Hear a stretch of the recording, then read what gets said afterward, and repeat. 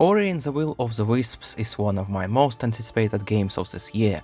I was eagerly waiting for it since 2015, and holy shit, I just realized that it's been 5 years since the release of Ori and the Blind Forest.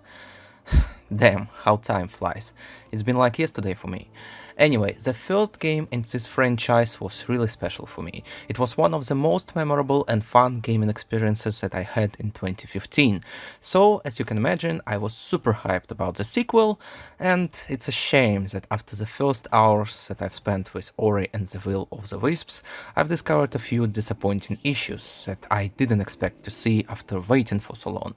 For the record, I'm playing the Steam version of the game, and this time I've tested it on two different PC builds. One with GTX 950, which is matching the minimum system requirements on the store page, and on my own PC with GTX 1080 Ti. And to my surprise, additional horsepower didn't eliminate performance issues completely. First of all, the in-game VSync option causes severe frame pacing issues.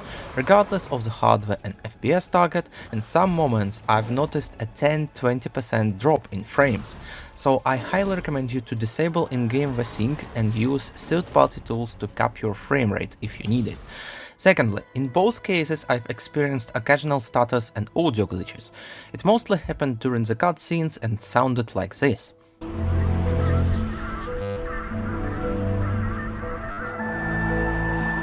Apparently those issues can be fixed by installing the game on SSD, and I can confirm that doing this completely eliminated stuttering and sound issues in my case. As for those who don't have an SSD, I'm afraid you'll have to wait for patches, because playing with stutters like this was not a pleasant experience.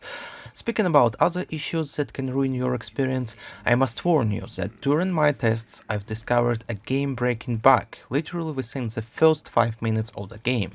And there were no checkpoints during that sequence, so I had to replace the entire intro from the scratch.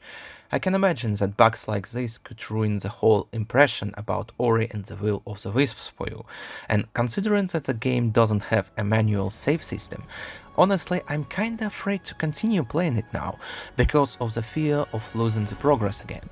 And that's a real damn shame, because from what I've seen so far, this game looks exactly like something that I hope to get from the Ori and the Blind Forest sequel. It looks absolutely stunning, and the soundtrack is incredible. The gameplay received a lot of essential improvements, and I especially enjoyed the new combat system. While exploring the levels, you can also find so-called spirit shards. It is special abilities that you can equip and upgrade to get specific advantages. It's still a quite challenging action platformer, but at the same time it remains rewarding and extremely satisfying to play. If not technical issues, I would have recommended this game to everyone, but for now it's better to wait for upcoming patches. It's heartbreaking for me to advise you against playing this game. In terms of art and gameplay it's amazing, but those technical issues can ruin your experience. Hopefully it will be patched soon, so I suggest you follow the news and wait just a little before buying Ori and the Will of the Wisps. And yeah, you can expect from me a full-fledged review on this game, so don't forget to subscribe and stay tuned.